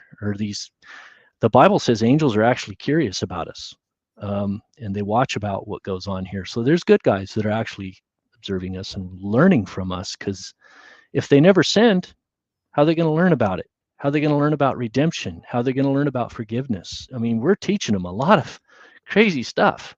This planet's a learning ground. They're learning a lot here. That's the good guys that are immortal. Good guys that are still like Adam and Eve. So I think the angels came about like Adam and Eve, right? They were created to reproduce after their own kind. They got to a certain level of, their population would spread. And when they got to a certain age and spiritual maturity, they would go through a metamorphosis that the Bible refers to as translation. And they become perfectly immortal, and they start cultivating these supernatural powers. They no longer reproduce. They shift gears. They're connected to God in a way that it's kind of like they grow up, a new level of growing up that we can't even comprehend right now. And being so carnal as we are, we think, oh, you can't reproduce. That's what a loserville, existence. But if we had even an inkling of what that's like to simply be in that state of glorified presence the way that they are, then we would, God doesn't just take things from you and not give you something way better. So the angels that send, they practically, moved out of the mansion to do urban camping, the equivalent, because it's just like, dude, I mean, come on. They were so duped. It's unbelievable. But, it's just one of those things that I want to understand the why. And the good guys are like learning from us, but the bad guys, they have their agendas too. They're doing the same things that they did before. They want to be worshiped as God. They want to get people to turn away from God as much as they can. They want to dilute information and spread all kinds of misinformation. So create all these different religions all around the world. And I believe also that the whole genetic angle of this, that they've been tweaking around on our genetics. They've been learning about humanity, what it would take to create a superior human in all ways, to try to get us back to that glory that we lost, right? So everything they do is refuting God, right? The Epic of Gilgamesh, the Anunnaki, Sumerian legend, the Epic of Gilgamesh. He's the same guy in the Bible, Genesis chapter 11, Nimrod. The Hebrew word for Nimrod is rebel. So he's rebelling against God. The Bible doesn't really explain it, just other than the Tower of Babel was bad. So God confused the people, scrambled their languages, and dispersed them. But you don't really know why, right? It just seems, you get this feeling that, okay, the people were getting prideful and becoming too advanced too quick. Why? In the Epic of Gilgamesh, you read that Gilgamesh himself is a Nephilim, and that he's building the tower to defy the God that brought the flood. So if another flood comes, he'll escape the flood by going up in his tower. So it's this prideful, rebellious thing, this tower, you know. I think he was rebelling in other ways too. I think that there's the possibility that they were astral projecting and doing sorcery and learning sorcery and human potential feats that were not good, that they were abusing it. And so that was another reason. But that's another way that people have been just defying God, and that these fallen angels have been defying God. And they did it back then with a tower.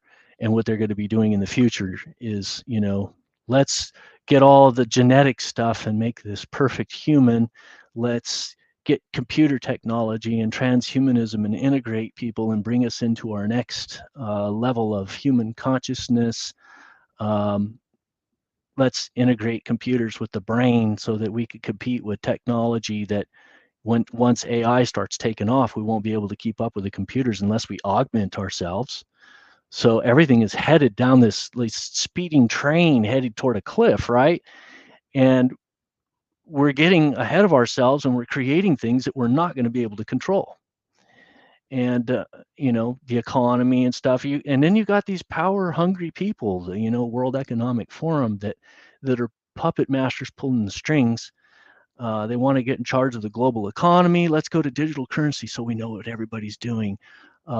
You know, the cell phones and the social media and all the information gathering, and it's just like Big Brother, right? All the stuff in Revelation that it predicted, we're going down that path, and all of these things, all these pieces are falling into place for all this prophecy to come to pass. And the angel thing, it's a part of that. Jesus said, it will be as the days of Noah when I return. So out of all of history, he singles out the days of Noah, when angels were intersecting into human society and actually mating with people and having children. He said, we're going to return to that. So that's why I say I'm pretty sure the Bible and Jesus was telling us, you know, what we saw in the days of Noah, we're going to see it again in the end times. These things are going to come into our society. It even says in Revelation 13, the Antichrist is going to commission the creation of this image that will be able to walk and talk and think rationally. This is an artificial intelligent being. And while there were things in the Roman Empire that were going on back then that were an echo of that, there's this interesting prophecy, interesting aspect of prophecy is that it echoes throughout history. So you could point at things in history and say, oh, okay, Revelation was talking about what was going on over here in Ephesus, you know, when you had this commerce, and then you had to actually take this mark that was part of the emperor worship that they were doing back then in order to buy and sell in Ephesus. And that connected the east to the west, and it was a major trading hub. A lot of people had their lives centered on that, and they were faced with this conundrum, like, do I take that mark? You know, how am I going to feed my family? I have to do it. And the Laodiceans were the ones that were kind of like lukewarm, right? They were like, yeah, take the mark. You got to feed your family. And he was like, nope, God will spit that out. You got to say no. So we're seeing that come back in a new form, just prophecy echoing throughout history. And now we're going to see all of these things come back, and it'll be just another version of the same thing. There'll be some kind of mark, some kind of identification, some kind of buy-in factor where you're going to have to do this, and they're going to make it really hard on you if you don't. And as you do this, you're buying into this system that is promoting humanity and demoting God. And it's a prideful thing. It's going to be like, I see transhumanism possibly integrating us with computer technology and all of these different things. And of course, the aliens, when they come, they're going to be like, we're your gods. We created you. We planted you here. You know it's true. You got archaeological evidence in the earth to prove it. But my point is, the Bible's got a lot of information in it that can explain all of that. And you totally don't have to believe what they're going to be saying. They didn't seed us here. God created us. But the ETs were here. Advanced civilizations were here before humanity. The Bible actually says that. But they're going to capitalize on all of these things, and also the fact that a lot of Christians are not aware of a lot of these things, that there was an ancient civilization here before humanity. The Bible talks about it. And I believe you mentioned it in the intro about the Luciferian kingdom.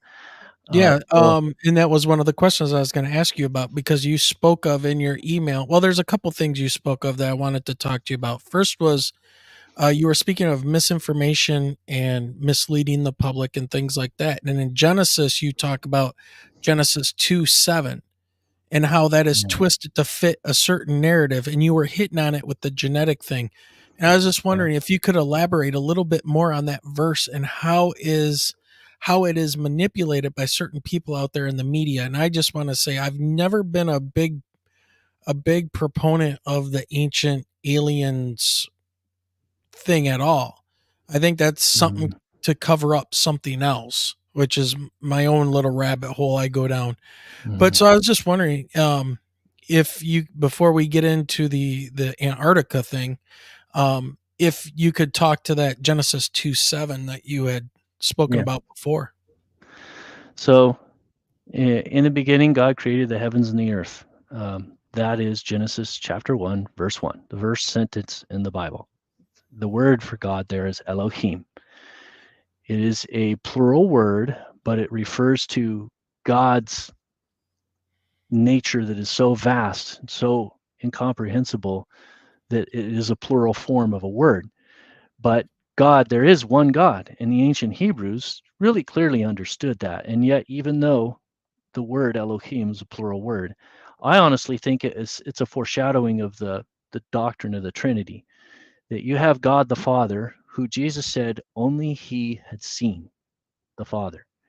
You take that scripture that Jesus had only seen the Father, and Jesus and only Jesus has seen the Father, no one else. So who is the Father? And in the Old Testament, Moses sees God. He sees his backside at first when he's up on Mount Sinai, and then later they actually bring 72 Israelites up there on the mountain, and they sit down with God at a table, and they eat a meal together with God. So they've seen God. And then you see Joshua later, when after Moses dies, and then they go to cross the Jordan River, and they part the Jordan River. He sees the captain of the Lord of hosts, of the Lord's army. And then when he encounters this angelic being with a sword in his hand, so it's not typically how we picture Jesus, but that's who that was. Because what does he tell him? He says, take off your sandals. You're standing on holy ground. The same thing that God said from the burning bush to Moses. So he's identifying himself as the I am, Yahweh, Jehovah. These are instances where, Jacob wrestled with God. People did encounter God and they saw him, but who was that they were seeing? That was Jesus they were seeing. So and you have what Israel means. They who wrestle with God. Right. Yeah. And he changed Jacob's name to Israel on that day. So you have God who enters from outside of time-space. So God is the only being in all existence. No alien can do this. No alien can create all of time-space. And a lot of people, Christians and non-Christians alike, are not getting it, what it means to be the creator. The creator isn't somebody who created just humanity. The creator is someone who created all of everything that we know it, all dimensions of all concept of reality, period. It transcends time, all of time space together is a multidimensional construct of the universe and all of its many layers and dimensions, all of which exist within a time space construct, and God is outside of that. He has to be in order to create it. It's probably the bulk of your ancient astronaut crowd do not believe that, period. They believe maybe all existence always existed, and that aliens have always existed. When it comes to, okay, who is God, they don't have an answer. They always go back to humanity was seeded on Earth by an advanced race. For some reason, that appeals to them more, and that makes more sense to them to quote from the Bible all over the place and yet extract God out of it and say, it's not God, it's not what you think it is, it's ETs that are doing all of this. But my point is to go all the way back to the very first sentence of the Bible and say, no, God is the creator of all time, space, and all dimensions of all realities that you can possibly conceive of, and then some. The Father is outside of all of that. But then after he created it, and he was about to populate it with life, he wanted to enter into it himself as the firstborn of all creation, and then from inside of it, start creating life. So he created himself a body, but he created that body in the middle of time because he's outside of time altogether, right? He could create that body in time space anywhere he wants. He created himself in the person of Jesus Christ. So Jesus is different than all other created beings, being spoken into existence. He was not made with God's hands. He was spoken into existence. And the seed formed in Mary's womb, and Mary became pregnant, had a baby. He was Jesus. He lived his life. He gave his ministry, his mission. He died on the cross, came back to life, was resurrected, went to heaven, traveled back in time, created all life. And this was potentially billions of years ago when he started creating all the angels, forming them up from the dust of the earth on their respective planets, just like Adam and Eve were created here. All along, he knew eventually he was going to get over to Earth, because Earth is where he created an angel known as Lucifer, and he created that version of Adam and Eve on Earth eventually. It wasn't Adam and Eve, it was angels. They populated this planet. They started translating into angelic beings. They had a king, his name was Lucifer, and this is in Isaiah chapter 14 and Ezekiel chapter 28. His kingdom lasted for who knows how long. Could have been millions, billions of years. It says in Ezekiel 28 that he walked amidst the stones of fire. These stones of fire, they're not just pebbles in the ground. Think about what a stone of fire is, something that's just perpetually burning. And his ability to walk amidst the stones of fire was restricted. He was no longer allowed to walk amidst the stones of fire when he was defeated in his rebellion. So he went out amongst the vastness of the cosmos of the heavens, Shamayim, deceiving angels all throughout all creation for a very long time. It took him a long time to deceive a third of the angels, according to Revelation 12:4. The dragon dragged a third of the stars from the sky. The word stars and angels are synonymous in many scriptures, and for the very reason being that angels come from the stars, literally. So to refer to the stars and the angels as the same is just a reference that links them together. Stars among the angels, or the angels among the stars, I mean. So you have this being whose empire started on Earth, spanned out into the cosmos. He walked amidst the stones of fire, and then he sinned against God. he led a rebellion against God and actually had a massive fleet of his fallen angels with him going into the sides of the north. There's 3 references to a place in the north, a specific direction referred to as God's throne, where his capital is, the highest heaven. This is referred to as the third heaven or the heaven of heavens. And this is God's throne. And it's a literal planet. It's described as a literal planet, a glorified planet in the northern hemisphere of the universe. It's in Psalm 48, it's in Psalm 75, it's in Isaiah 14, the far reaches of the north. This is where God's throne is. Satan led his angelic fleet in an attack against God's throne. So this is very much like Star Wars we're reading here. And the Bible reads like Star Wars to me as I'm reading it. I'm reading about these angelic beings out in the heavens, and there's wars, and it's this cosmic, literally Star Wars going on in these ancient times before humanity even existed. Satan was defeated and he was thrown back down to earth. So as these things started coming to me when I'm first reading the Bible as a newborn believer, I'm like just fascinated because I was always wondering, like, why did God cast Satan down to earth? Why was Satan in the Garden of Eden to begin with? I don't get it. Why?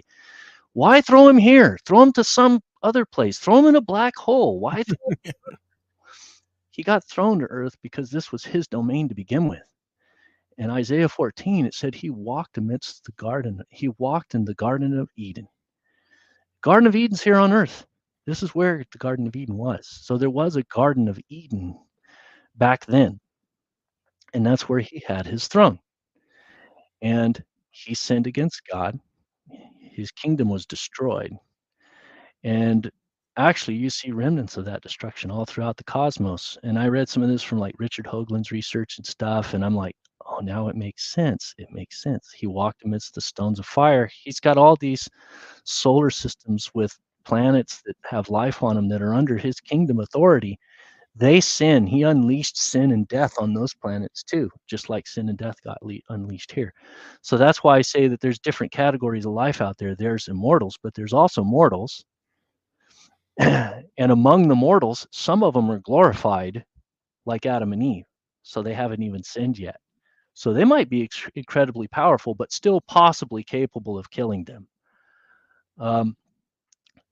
And then others that sinned, like us, like humanity, if they're in our boat, I don't see any reason why they wouldn't want to come here and try to figure out who Jesus was, because Jesus defeated sin and death on the cross out of all creation. And that spread. Jesus talked about sheep of another fold and other clues that we see in Scripture. In Colossians, I believe it says, it talks about he reconciled all things on heaven and earth. Even things in the heavens needed reconciliation with God. So there's these scriptures that you read it and you're like, oh yeah, okay, symbolic, I guess. You don't really ponder it and think about what is it talking about? What in heaven needs reconciliation with God?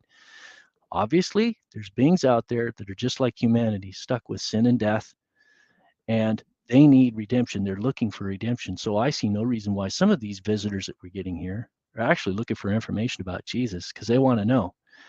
And because they're dealing with sin and death, they don't necessarily know where God's throne is. There are beings out there that do, though. There's immortal beings out there, like in Star Trek language, you'd call them like the Q, right? They're very powerful. Some of them, they don't necessarily need technology. They could just pop in and out.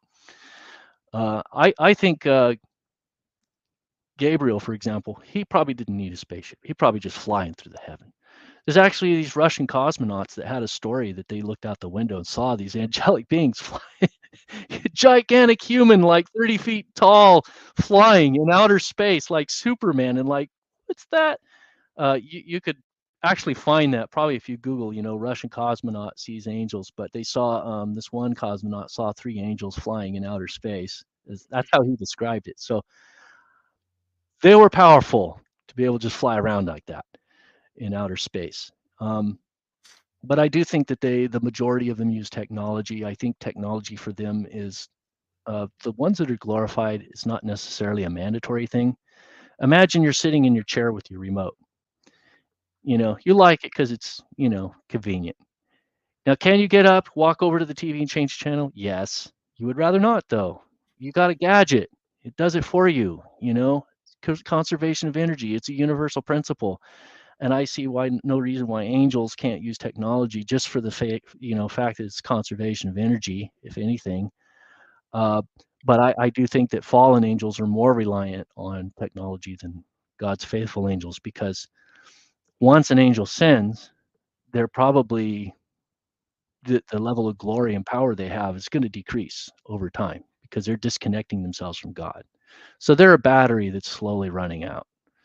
Whereas the angels that are still faithful to God, they're perpetually filled, eternal life, eternal power. And God is beyond all power. So they're connected to him, so they don't need it. That doesn't mean that angels are all powerful, though.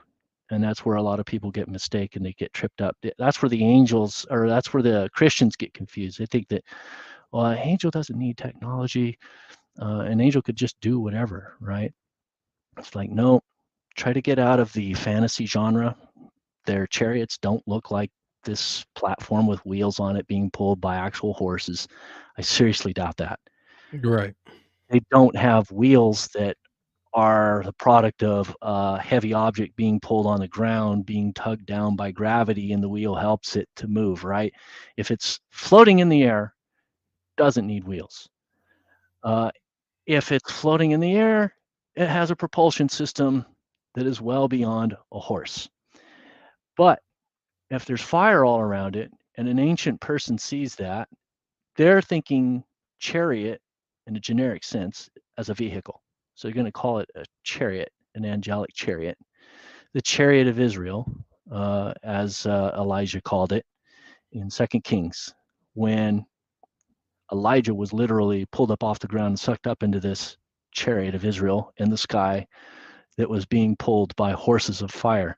Honestly, I think for a guy back in his day, he was very articulate to describe the things that he did. A whirlwind that pulled him off the ground, an angelic chariot, the chariot of Israel. So, it's this angel chariot. And especially in Ezekiel chapter 1 and 10, those are good guys, and I'll agree with Von Daniken about that, but it's not, he just, again, he takes God out of the picture. Zechariah Sitchin thing, same thing, takes God out of the picture. They see angels in there, and then they just say, oh, Bible says this is God, but these are just ETs. They're right about the ET part. They're right. I agree with them on that. They're wrong to take God out of it. God delegates to angels, and angels have limitations. So that's where they get confused and tripped up. And then they just want to say, oh, this can't possibly be God because God can do anything. Well, God can do anything, but he delegates to angels, and angels can't do anything. Angels use technology. That's why you have the column of fire above Israel in the parting of the Red Sea, and God is using Moses as a conduit. His power channels through Moses, through the staff, splits the Red Sea with an anti-gravity beam from this gigantic. It's like Moses's staff and his consciousness were kind of like a lever, an activation lever for the giant UFO in the sky above Israel. As Moses was thinking, okay, split this sea so we can get across, boom, touched it, boom, it activated it, split it open, they crossed, okay, close this thing up, boom, closed it up. And that was technology in the picture with angels, and God was among them. God was probably even on that ship. He's a very personal being. I mean, Jesus became a human being.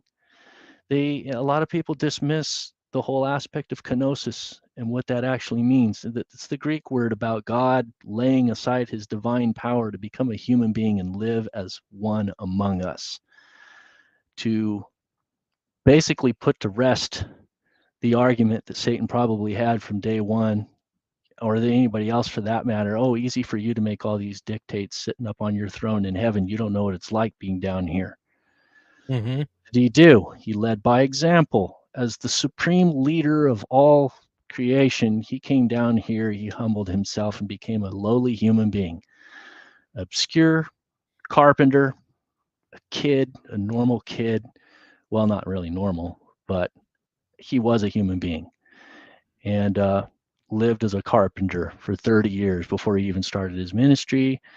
And they were expecting this king to come in all this glory. No, he rides in on the triumphal entry sitting on a donkey. Could he have floated in? Yeah, sure. He could do anything. He raised the dead. He proved that he could do anything. And yet he still humbled himself all the way to the point of letting himself getting killed on the cross. And that just goes, it rubs Satan the wrong way. Satan hates everything about it. He hates the humility of God. He hates, everything that God does. And so everything that he refutes is some sort of bastardization of everything that God does.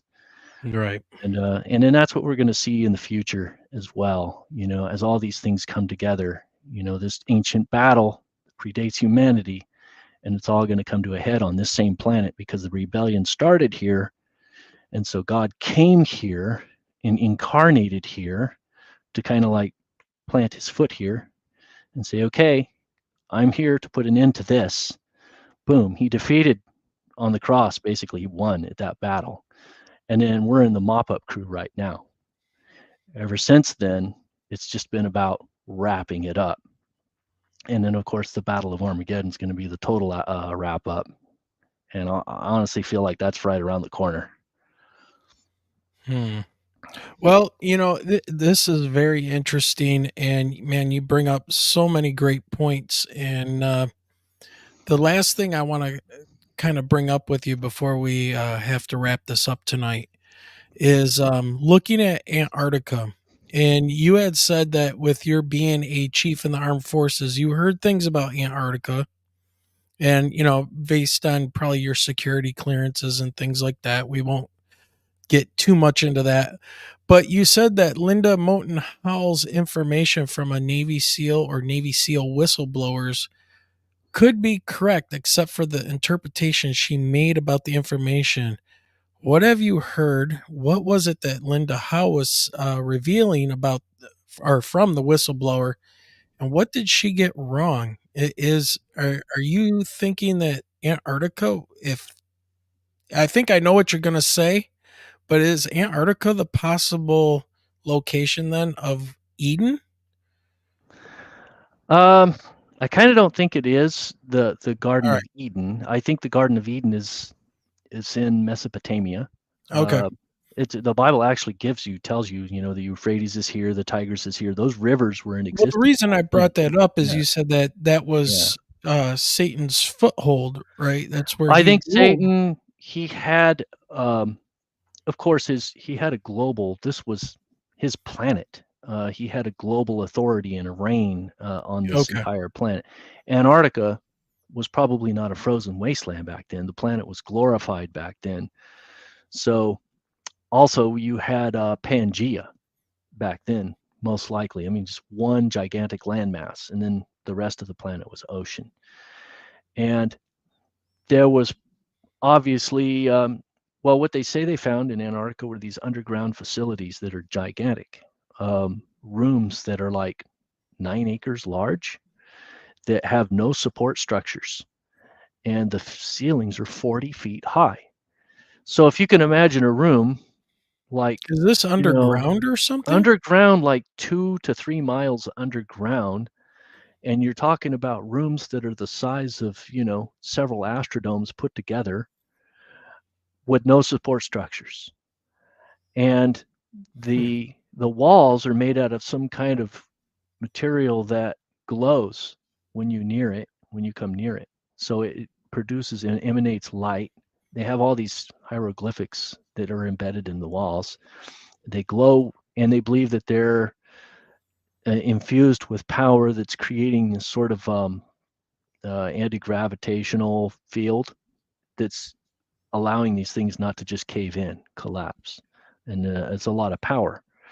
And her account was that you had 2 different Navy SEAL whistleblowers, and they both had a very similar story about how many of these underground rooms there were. Like there's like, I don't know, like a dozen of them or something. I don't remember off the top of my head, but she's got her videos on YouTube.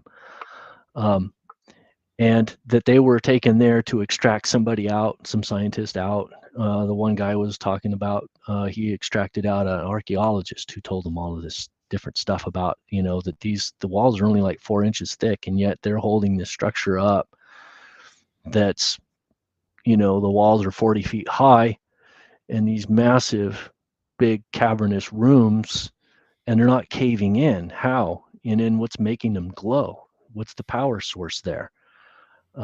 So they have scientists there that are studying it and trying to figure it out. And if that ever does officially come out, which I believe it probably will in the future, that and other things that are buried in the earth. And I was talking about this years ago, saying that archaeology is going to be finding evidence of an advanced civilization here, because Lucifer once had his kingdom here. It was highly advanced. It was intergalactic, interdimensional intergalactic, and spanned the cosmos. So shows like Stargate and whatnot, we might literally have Stargates. I don't know, maybe. I don't think it would be an impossible thing. Wormhole technology is literally described in the Bible.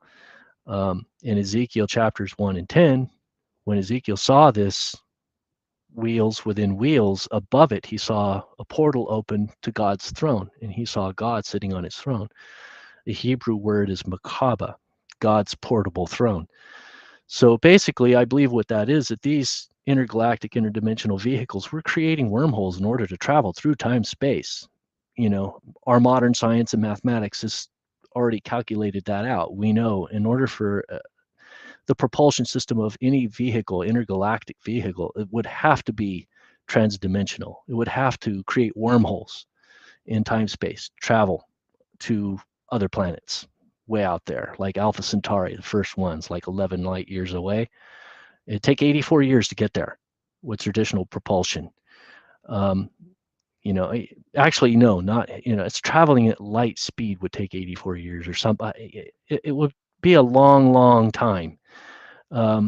These things are like zipping around, like, a couple hours, so they're creating these wormholes, and because they can create these wormholes, they're able to open up this transdimensional portal to see right into God's throne from planet heaven.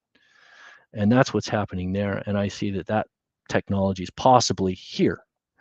We may have even gotten our hands on some of it, and we're monkeying around with it. They have this Halon Collider or whatever, CERN or whatever. Mm-hmm. You hear about the that. Hadron.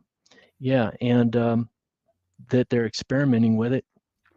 It makes me wonder if they're going to end up unleashing, I think it's Revelation chapter 5 or chapter 9, one of the ones where it talks about the locusts that answer to the king Abaddon from the underworld, that they're going to open a dimensional portal, that the key, the angel to the, falls down to earth, and then he has the key to the bottomless pit, and he opens this gate and unleashes this demon horde of these things that have like scorpions' tails, and they fly around and they sting people and torment people and stuff.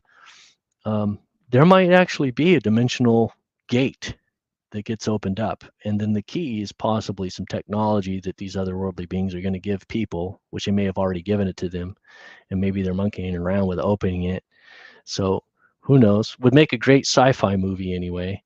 But I honestly see that is being a possible reality. When you look at what's going on in the world today with AI and transhumanism and digital currencies and big government and all the crazy stuff, and then now with the UAPs, and then of course they're saying these things, they completely defy our physics, and that's come out, and our military is now even saying that. So they changed their tune. In 2020, everything flip-flopped. It's like, okay, Men in Black, we're going to dial it back. We're not going to go out and threaten people as much these days. And then they come out with the whistleblower thing. And that was the whole reason why I felt like comfortable enough to at least mention that there is something highly classified going on in Antarctica. I didn't hear the details of it, though. I was at a Chiefs conference, and they had an open forum question and answer thing, and one of the guys raised his hand and he said, "What about the deployment to Antarctica? Who's going to go, blah, blah." And he started to ask questions, and he was immediately, "Shut up. Don't say another word. This is not the forum for that." Into discussion. And it Wow. was a really harsh rebuke, and I'd never seen that before. And we, most of us in there had SCI, top secret clearance, and the way he treated that guy was like, holy cow, hey, we're all on the same team. Now I want to know what's going on in Antarctica. Exactly. That's the greatest way to get somebody interested. And then I heard years, not too recently, or fairly recently, I heard from Linda Howe talking about these Navy SEAL whistleblowers. So this is obviously after 2021 when the Whistleblower Act came out, that, our government has been getting stonewalled, the official elected government, which I don't know, that's kind of questionable that you would even call it that, but Congress and the president have been asking questions. And, even Jimmy Carter straight up, "I saw a UFO," he said. "I need to find out more. Show me what's going on at Area 51. And they're like, "Area 51? What's that?" Yeah. It doesn't exist officially. You're a temporary employee, sir. You don't need to know. Right. So, I mean, really? And then I'm finding more about this. Of course, Kennedy hated it.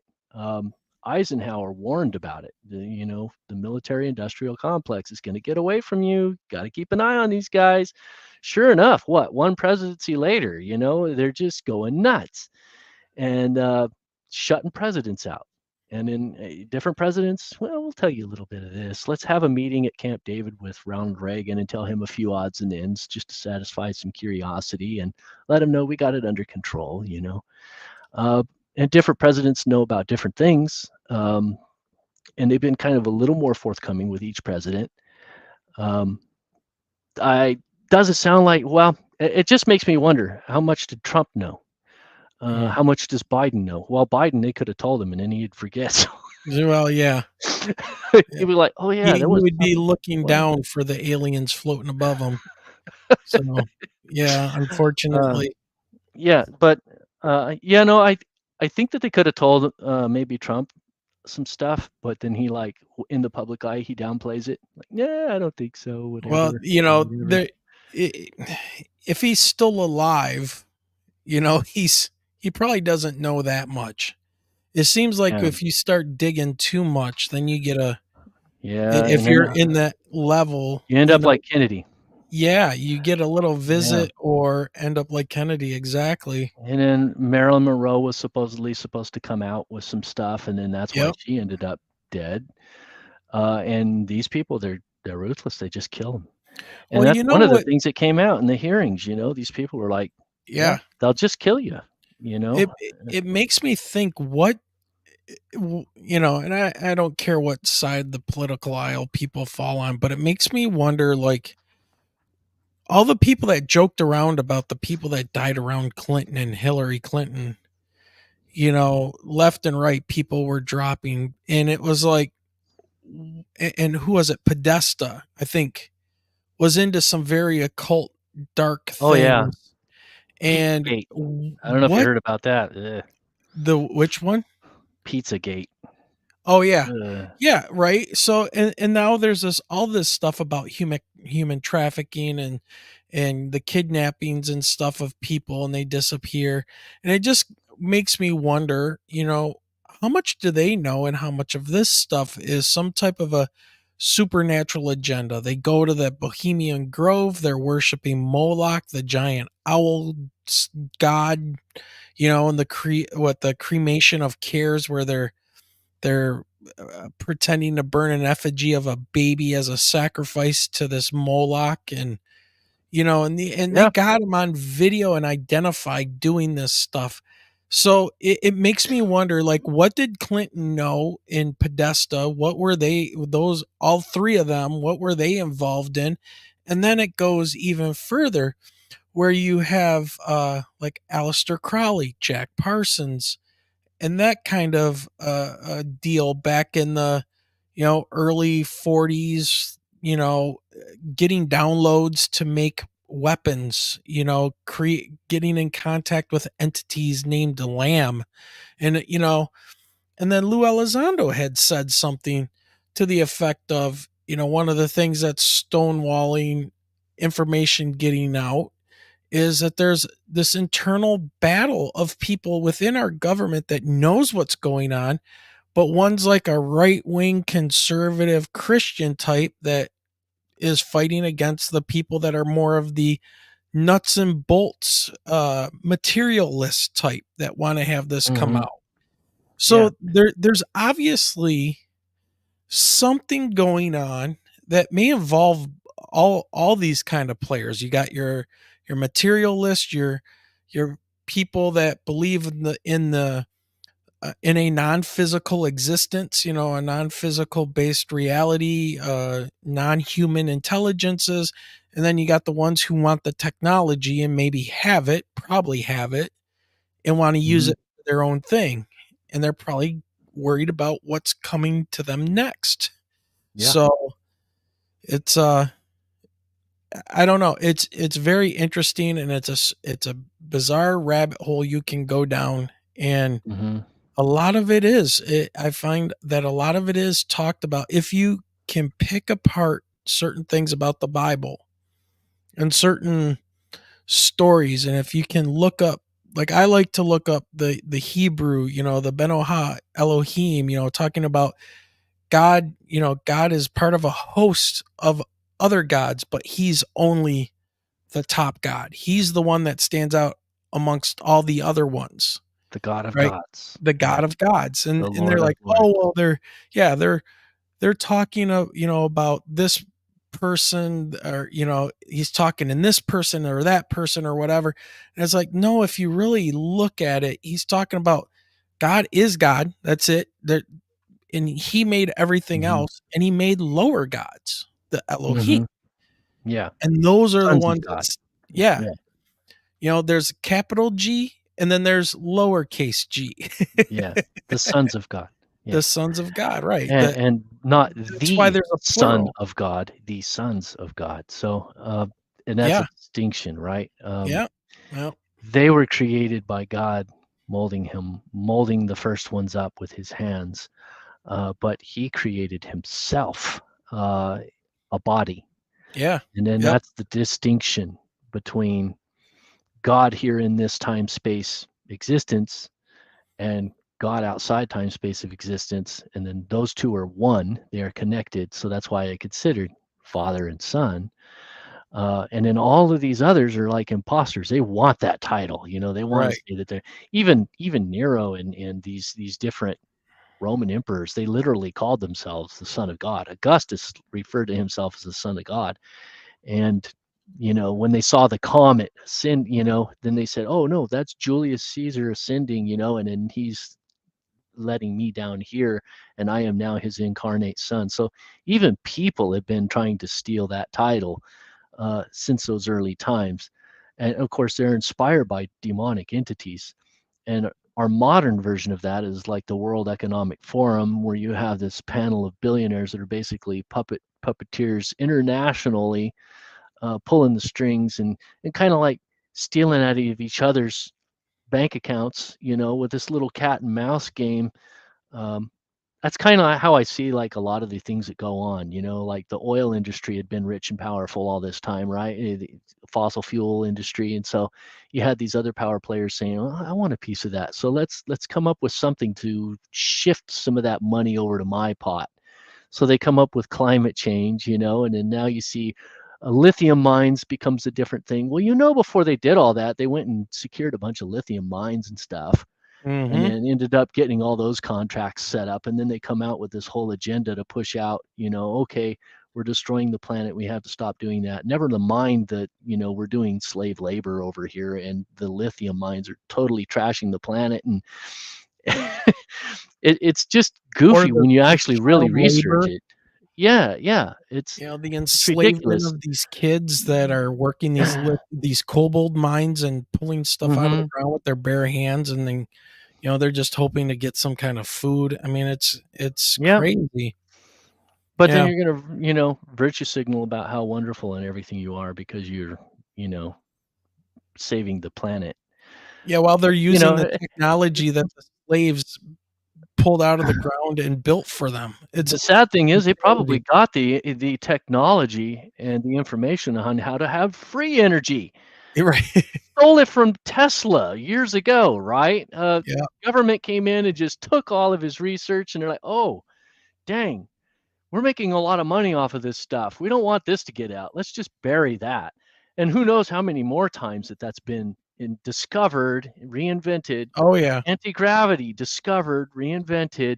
Oh, buried, people killed, and so they have this technology, but they're just kind of holding us back, and they're doing all of these games, and it's just a money game, and they're puppeteers. But then above them, there's these spiritual entities that they're blind to, somewhat, other than the fact that they worship some of them.